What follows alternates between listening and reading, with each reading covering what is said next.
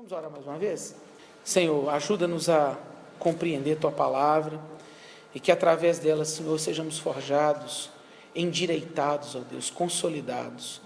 Ajuda-nos a não apenas compreender, mas que os rumos, ó Deus, das nossas vidas sejam, ó Deus, apontados, sejam determinados a partir do que Tua palavra diz. Ajuda-nos nisso, Senhor, é o que nós oramos, em nome de Cristo, Senhor. Amém e amém. Amigos, eu acho que todo mundo conhece, em algum nível, essa história de Ruth. E a gente fala a história de Ruth porque o nome do livro é Livro de Ruth, mas bem poderia ser a história de Noemi, bem poderia ser a história de Elimeleque, bem poderia ser a história de Boaz. E resumindo, a história é mais ou menos a seguinte: você leu no texto junto comigo que havia um homem chamado Elimeleque, era um homem das terras de Judá, e que por causa daquele instável período do tempo dos juízes, você lembra quando a Bíblia conta a história do livro de Juízes? Para quem não sabe, o livro de Juízes era um período na história do povo de Israel, em que o povo obedecia a Deus, tudo caminhava bem. Aí rapidinho eles desobedeciam a Deus, o que acontecia? Tudo ia mal. E aí eles ficavam num aperto, o que fazia?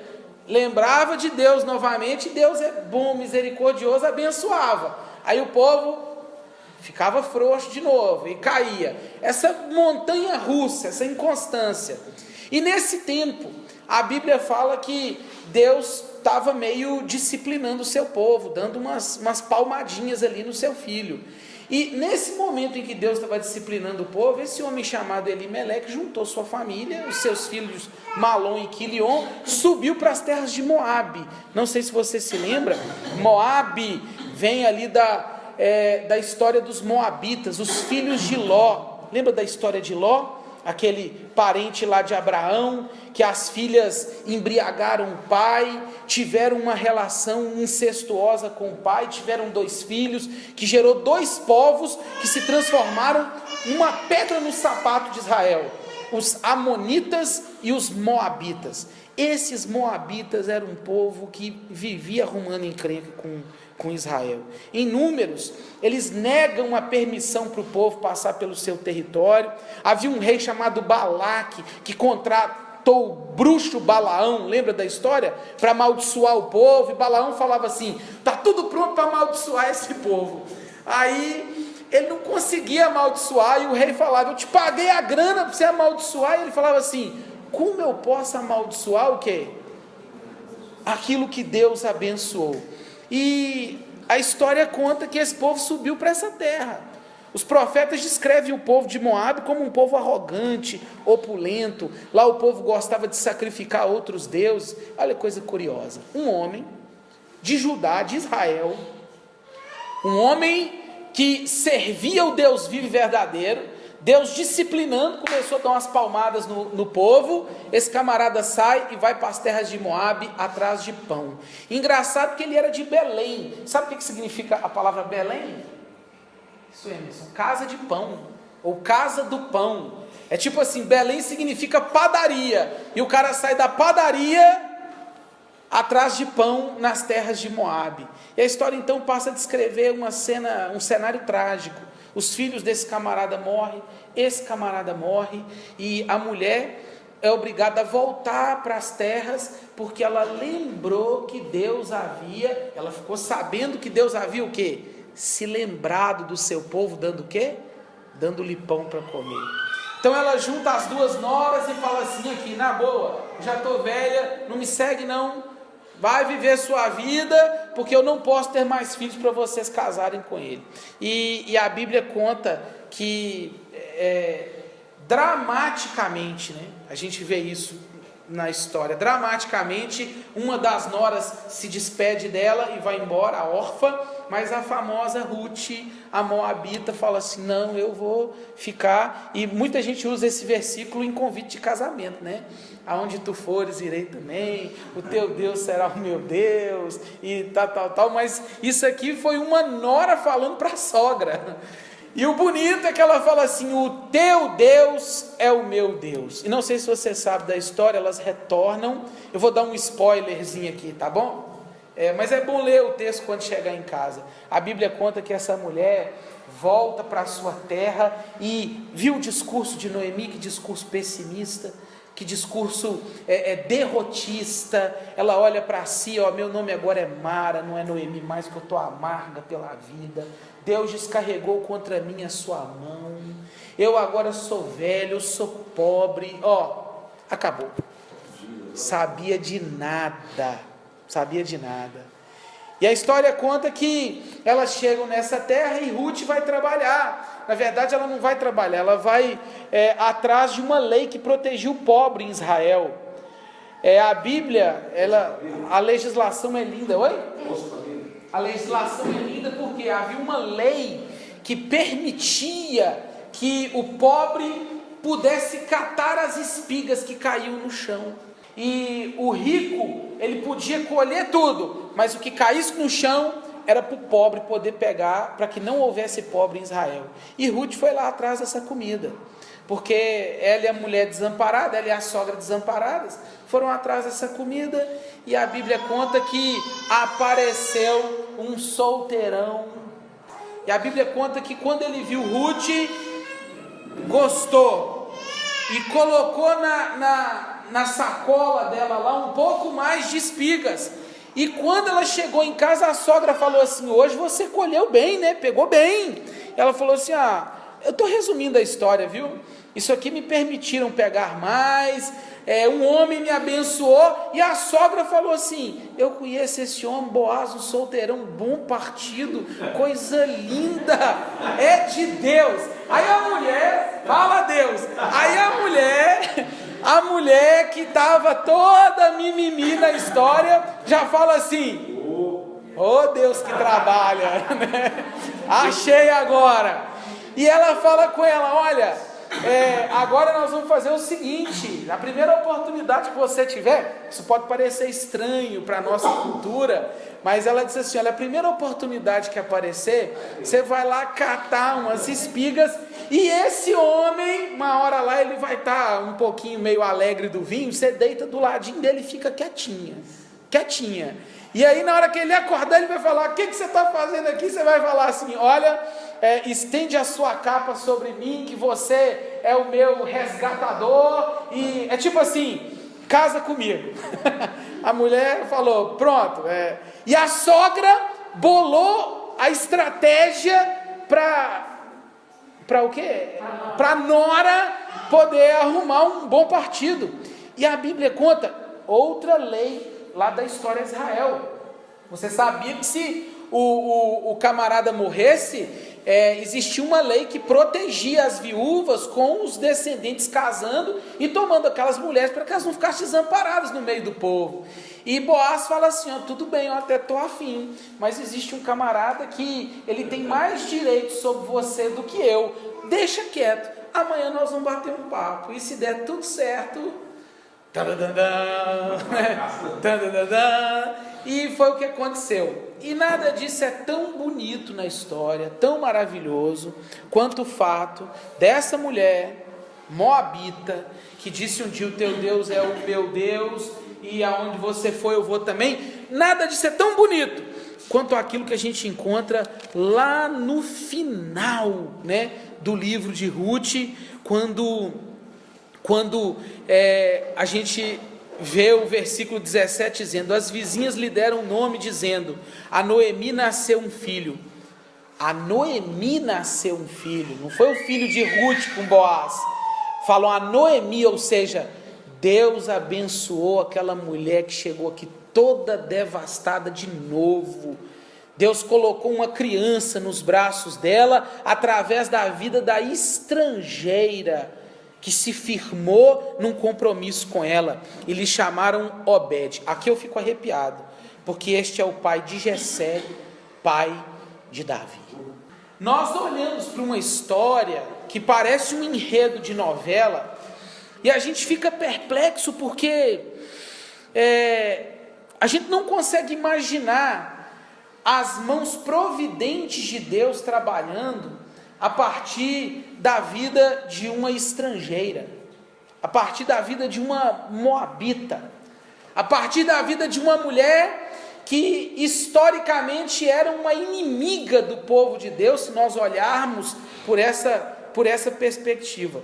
Mas mais do que isso, eu quero chamar a sua atenção para uma questão muito relevante, acho que para nós, e que tem a ver com o nosso tempo.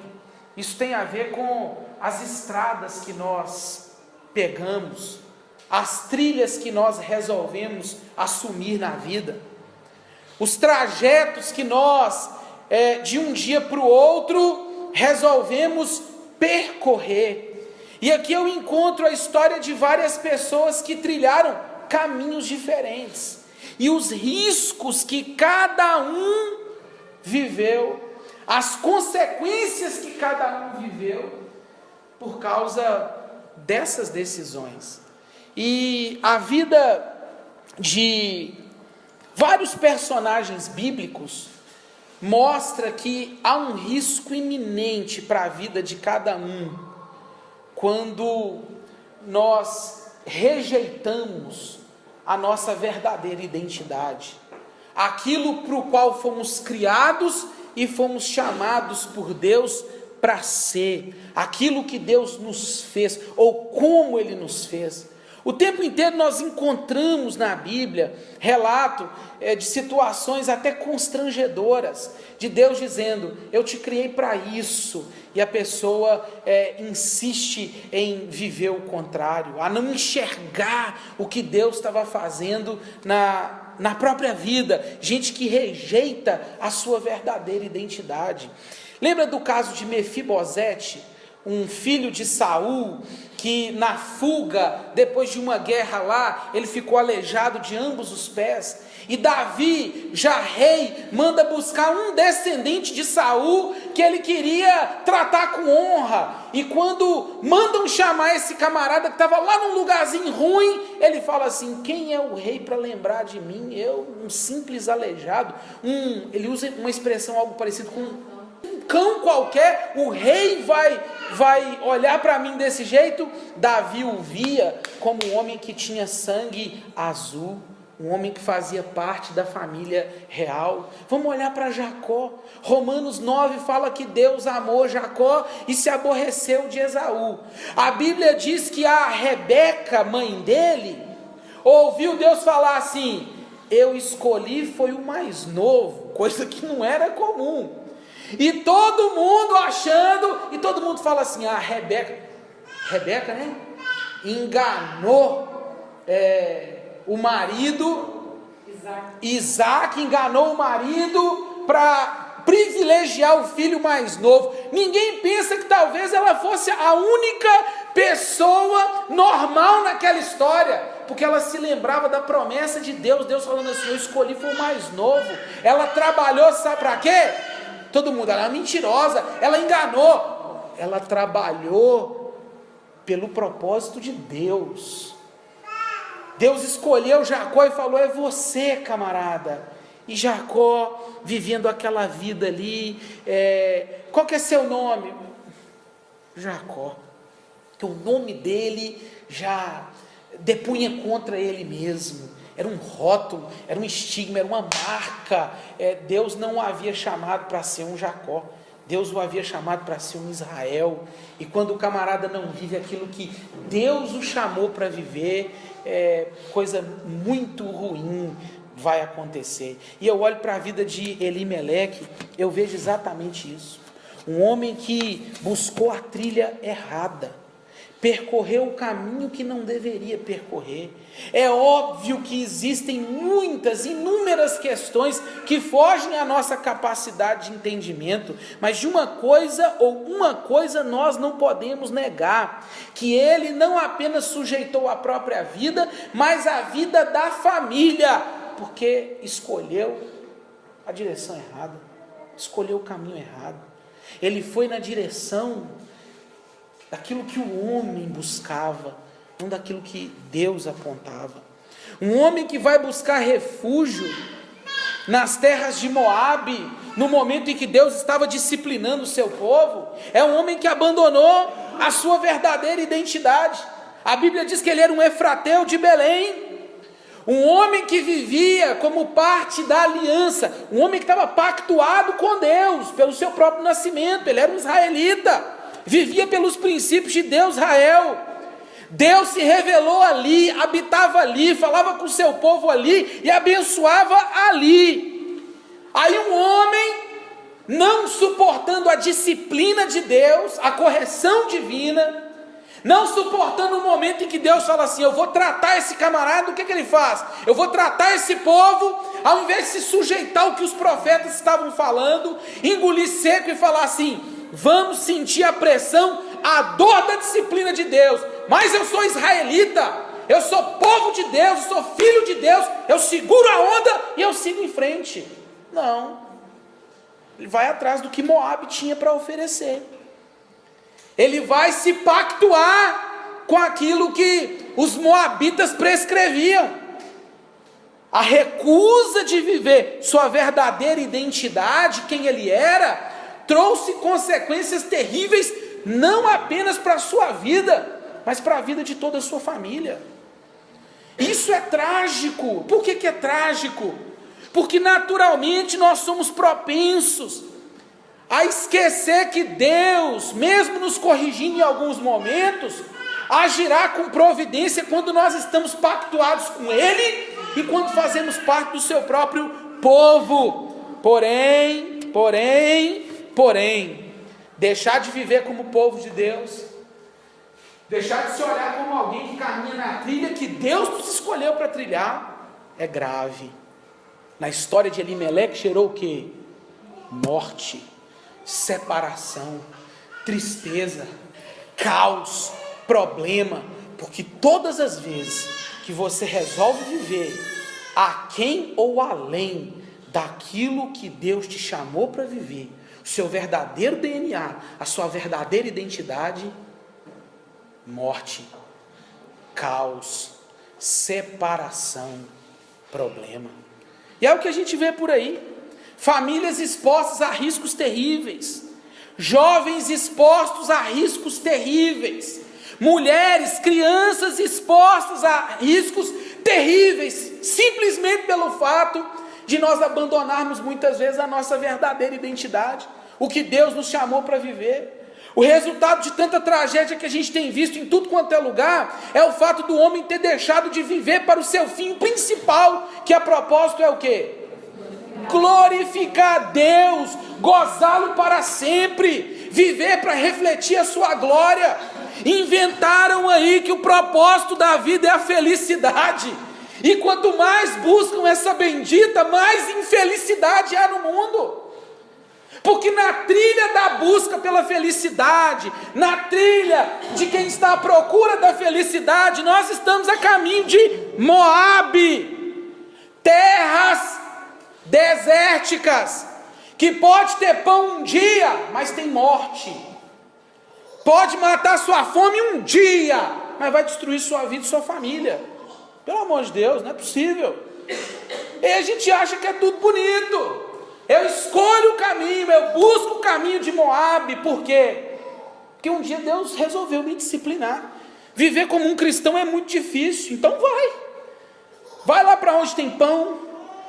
Ah, Deus está me mandando segurar a onda, trabalhar um pouco mais, eu estou precisando viver de uma maneira um pouco mais fiel. Olha, Deus está corrigindo a gente, Deus está corrigindo, chamando a atenção, vamos atentar porque Ele está falando. Mas não, eu recuso a minha cidadania do céu, decidindo viver como um estrangeiro qualquer, porque a vida como um não cristão é muito mais fácil. Morte, separação, destruição, é a trilha de quem recusa a identidade verdadeira. É o que está acontecendo com as famílias. O cara é o homem da casa, parece uma menina conversando com os filhos. Jesus falou assim: você resolveu casar? É marido seu nome? É. Então, meu irmão, sua identidade tem a ver, a identidade de marido tem a ver a amar como Cristo amou a igreja. Mulheres, respeitem, sejam submissas aos seus maridos. É o que a Bíblia fala. Mas não, viver em Moabe é mais fácil. Na hora que Deus começa a dar umas pancadinhas na gente, já viu? Você tirando onda e Deus, fica esperto não para você ver. Aí tem hora que você, Senhor, mais um. Ai, tá difícil, né? Vai para Moabe. Essa é a direção. Opte pelo caminho mais curto. Pior do que isso, recuse a sua identidade como um cristão lá na faculdade. Ou então rasgue essa carteirinha de cristão e fala assim, eu sou agnóstico. Pelo menos toma coragem de falar que você não tem nada a ver com Cristo e com Deus. É o que de vez em quando eu olho no espelho e falo, Senhor, me dá mais uma chance, porque pro meu lado tá feio. Ou então rasga e fala assim, eu sou agnóstico. Rasga a sua cidadania, vão rasgar esse trem. E vão viver igual qualquer moabita por aí afora. Aí tá de boa. Agora, se eu sou um cristão, não pode ser. A gente peca, escorrega, faz um monte de coisa que não devia, porque a gente é assim mesmo. Mas a trilha do cristianismo, Jesus falou assim, pega a sua cruz, meu irmão, e vai. Na hora que Deus disciplinar, segura a sua onda, aceita, baixa a orelhinha. Deus falando assim, deixa eu te dar umas pancadinhas, vai apanhar, meu filho, para aprender, vai ficar de castigo. Já ficou de castigo alguma vez?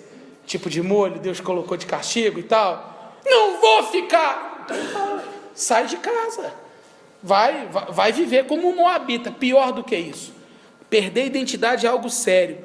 Mas aqui, gente, confiar nos atalhos do Eldorado é mais sério ainda.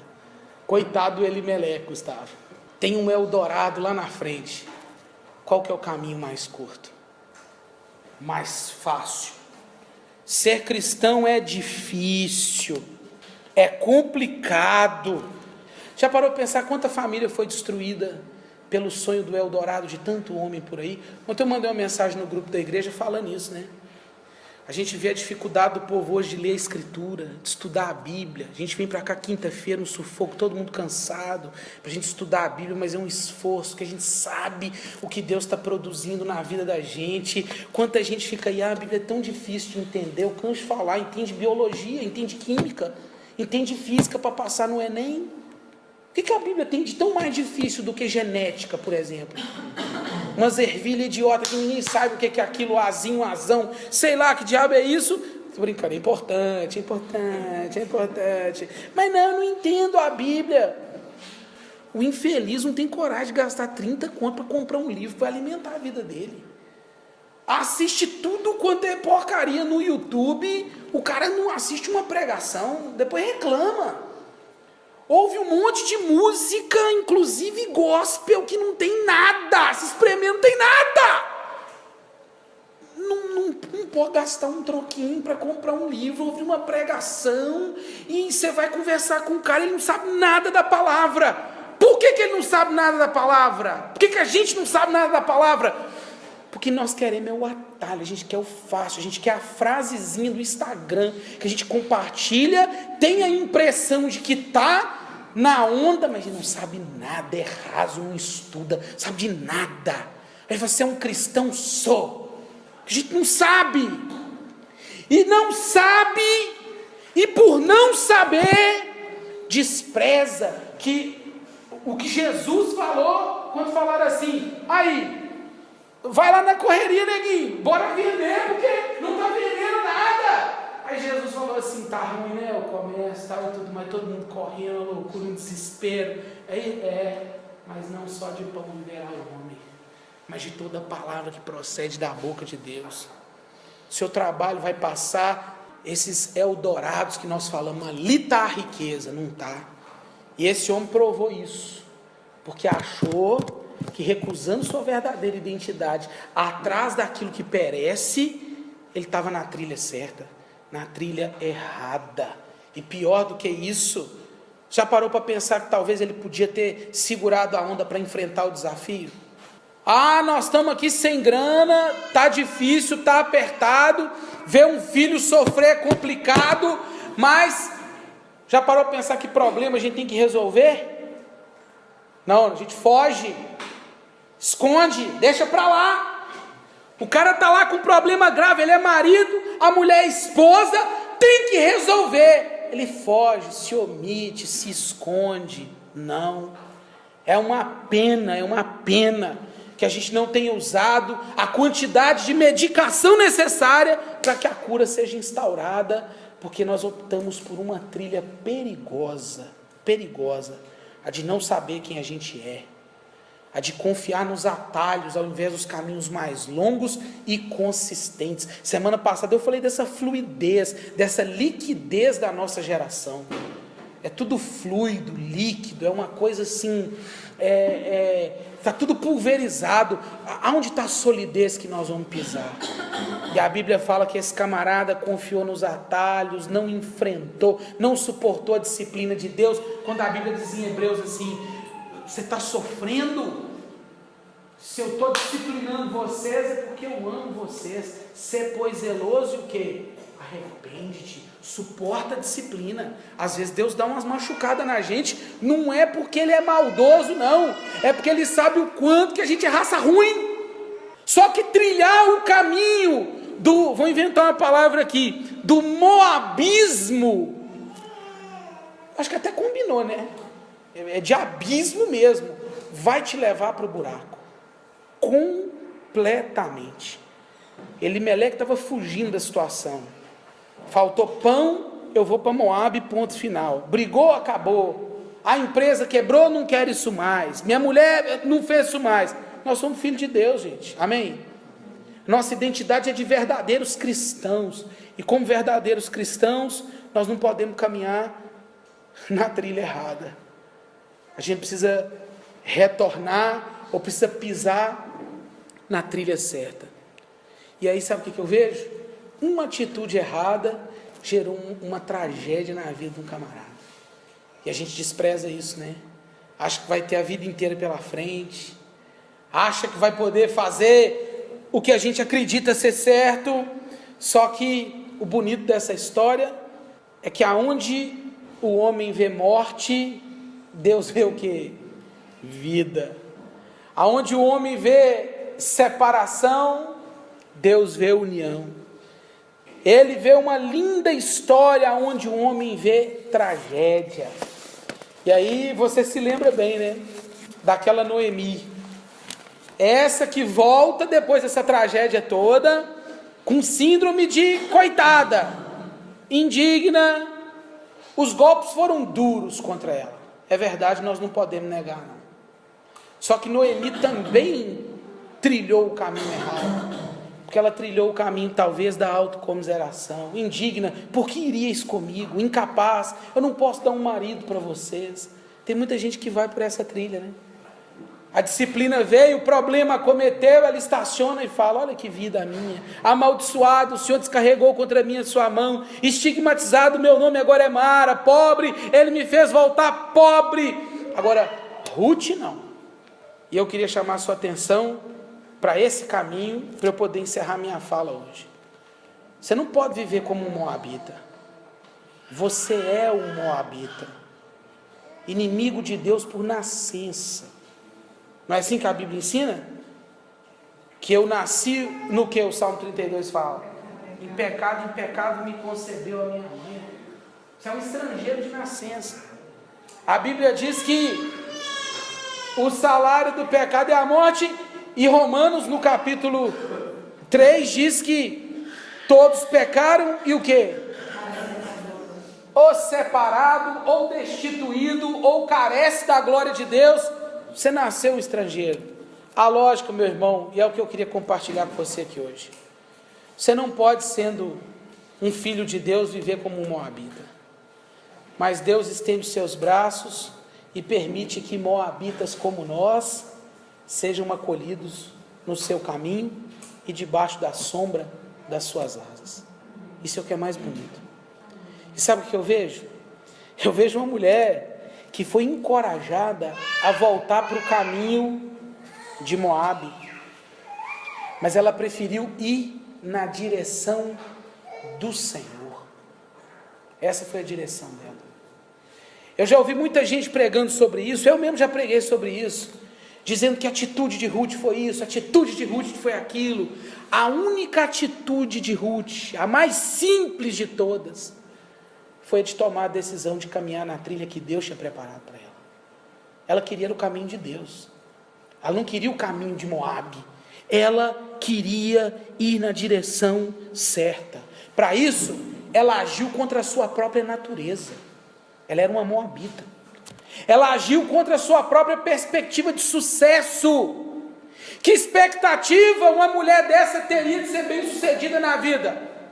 Tendo que carregar uma sogra e já idosa, velha. Ela não tinha perspectiva. Ruth não tinha nenhuma perspectiva nessa vida. Tudo indicava o contrário. Mas o caminho, galego, que Deus separou para a gente, às vezes é assim mesmo, controverso. Muito diferente do que a gente planeja. Muito diferente do que a gente sonha. E muito diferente até do que a gente deseja.